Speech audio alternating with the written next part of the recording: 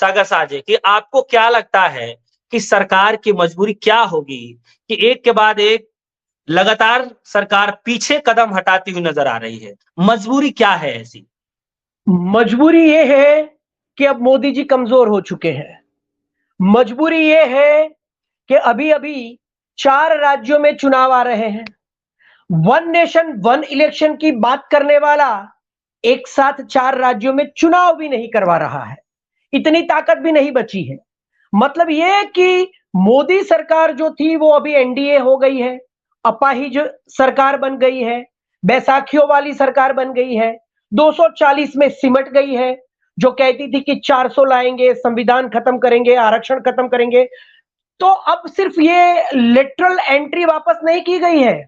देखिए पिछले 15 दिन के अंदर अगर आप ऑब्जर्व करें तो एक के बाद एक, बैक टू बैक 3 यानी कि 3 बड़े-बड़े बिल्स, 3 बड़ी-बड़ी जो इन्होंने डिसीजन लिए थे, इनको वापस करना पड़ा। जब अखिलेश यादव से लेकर, मायावती से लेकर, कांग्रेस से लेकर राहुल गांधी जैसे विपक्ष के, प्रतिपक्ष के, देश के सबसे बड़े नेता से लेकर सबने जब इसका विरोध किया, उनकी खुद की अंदर की सहयोगी पार्टियों ने विरोध किया, नीतीश कुमार ने विरोध किया, चिराग पासवान ने विरोध किया, सबने विरोध किया, तब इन्हें लगा कि अब ये आंदोलन बहुत बड़ा होगा। और देखिए इसमें तो नुकसान सिर्फ एससी, एसटी, ओबीसी का भी नहीं होता है। लोग क्या कहते हैं, जो सवर्ण लोग हैं, जो उच्च जाति के लोग हैं, जो आरक्षण में नहीं आते, वो लोग क्या कहते थे कि ये जो आरक्षण दिया जाता है इसकी वजह से हमें भी नुकसान हो रहा है। लेकिन ये लेटरल एंट्री की नौकरियों की वजह से तो सबको नुकसान हो रहा है, सिर्फ एससी, एसटी को नहीं हो रहा है,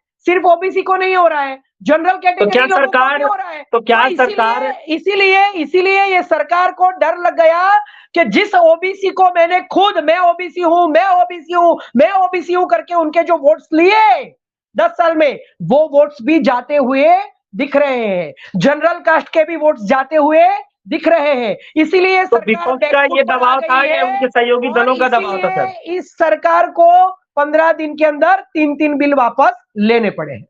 उनके सहयोगी दलों का ये दबाव माना जाए या विपक्ष नेताओं का दबाव माना जाए? देखिए आरक्षण तो पूरे भारत में लागू है। 90% इस देश में जो जाति है वो एससी, एसटी, ओबीसी की है, और मोदी जी ने खुद कहा था कि मैं ओबीसी का सबसे बड़ा नेता हूं।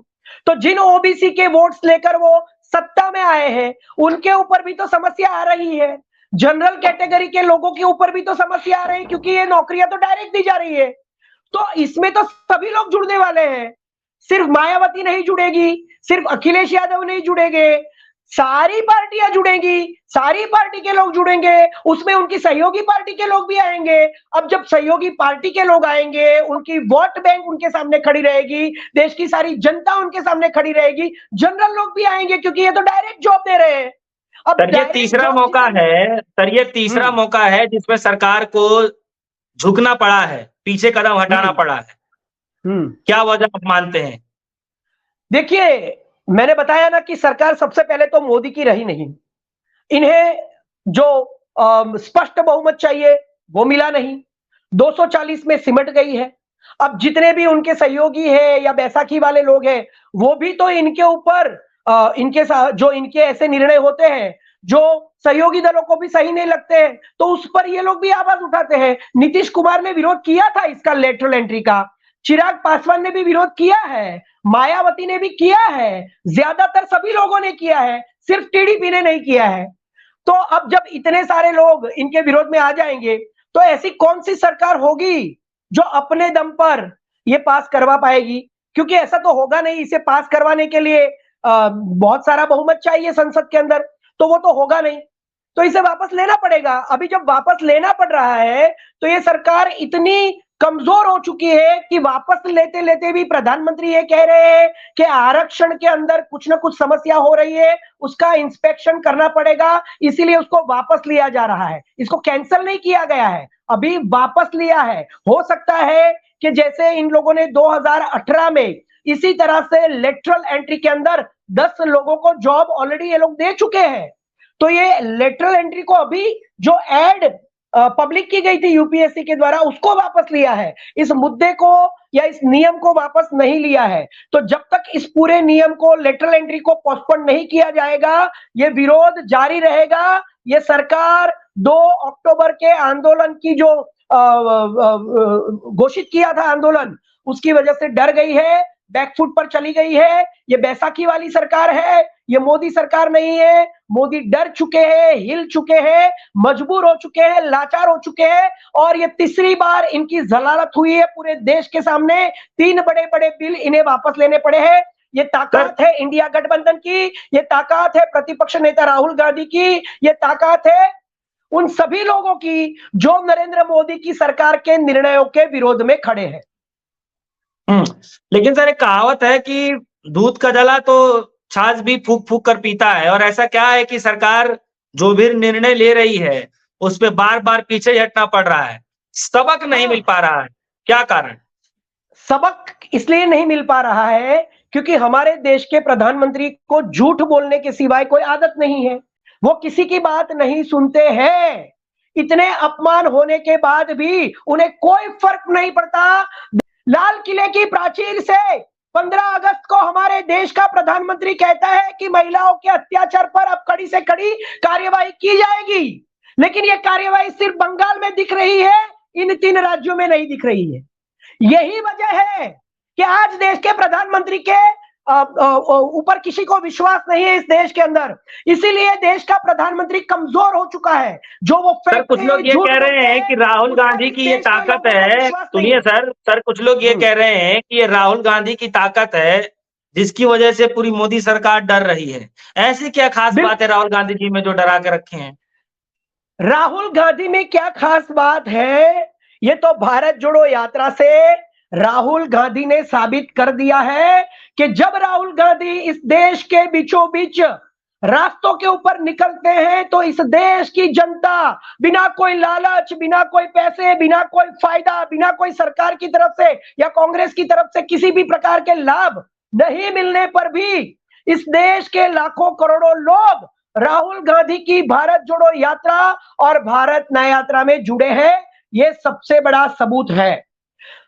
हिंडनबर्ग के दोनों रिपोर्ट्स पर राहुल गांधी ने संसद में मुखरता से अपनी बात रखी है और आज भी उस मुद्दे को लेकर वो लड़ रहे हैं। उनकी सांसदी खत्म होने के बाद भी वो डरे नहीं। उन्होंने पब्लिक में जाकर कहा कि मेरा सब कुछ छीन लो, मेरा संसद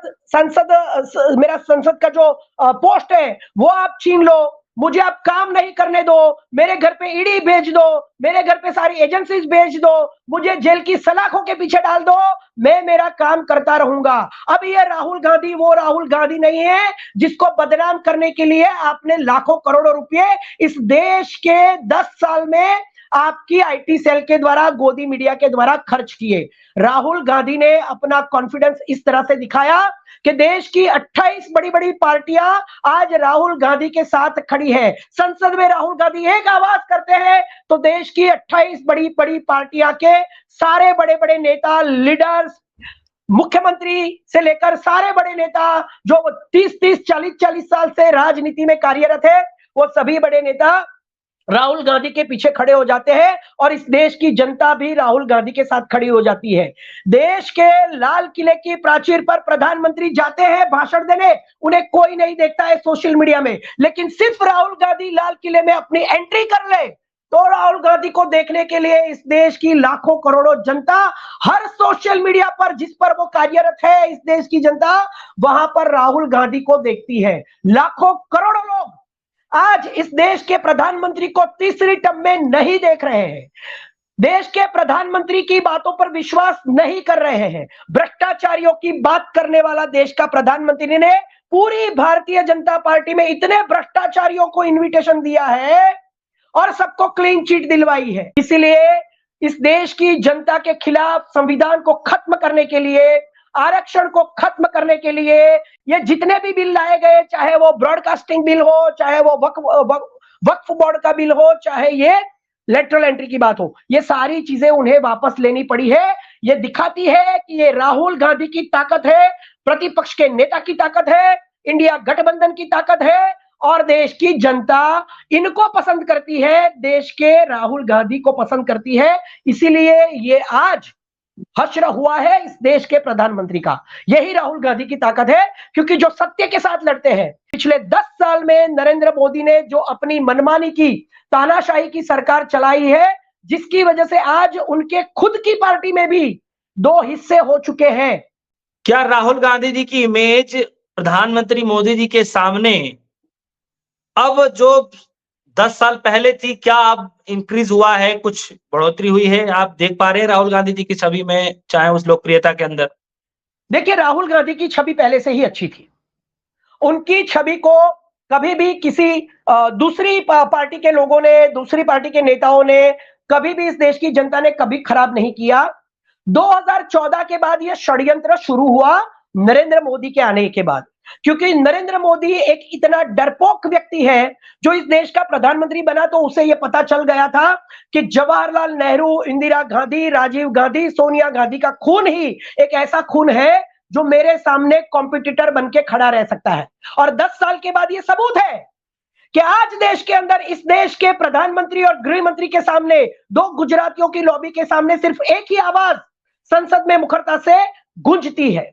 तो इसीलिए 2014 से पहले से ही इन लोगों ने आईटी सेल का मिसयूज करके, सोशल मीडिया का मिसयूज करके, गोदी मीडिया को खरीद कर, ऐसी बहुत सारी चैनल है जहां पर अच्छे अच्छे पत्रकार काम करते थे, रवीश कुमार, पुण्य प्रसून वाजपेयी, अभिषार शर्मा, इन लोगों को नौकरियों से निकालकर, वो चैनल खरीदकर आज 80% मीडिया अदानी और अंबानी का है। उस अदानी अंबानी मीडिया पर और भारतीय जनता पार्टी की सोशल मीडिया पर 2014 से राहुल गांधी की इमेज को खराब करने का षड्यंत्र किया गया है। लेकिन सच के सामने इतने बड़े झूठ भी फेल हो चुके हैं। राहुल गांधी की इमेज 2014 में भी अच्छी थी, 2024 में भी उतनी ही ट्रांसपेरेंट है, पारदर्शी है, सच्चाई के साथ खड़े रहने वाले नेता है। इनका सारा झूठ का, पाप का घड़ा, गुब्बारा फूट चुका है और राहुल गांधी आज इस देश के सबसे बड़े नेता बन चुके हैं। यह हकीकत है, इसे कोई एक्सेप्ट करे या ना करे। चलिए, ये पहली दफा नहीं है जब सरकार को पीछे कदम हटाना पड़ा है। 10 से 15 दिन के भीतर ही ये तीसरी बार है जब सरकार ने पीछे कदम हटाया है, सरकार झुकी है। हालांकि सागर शाह जी गुजरात से आते हैं, इनकी बातों को लेकर के आपके मन में क्या कुछ चल रहा है, वीडियो के कमेंट सेक्शन में जाकर के जरूर बताइएगा। फिलहाल के लिए दीजिए इजाजत, देखते रहिए सोनी, धन्यवाद।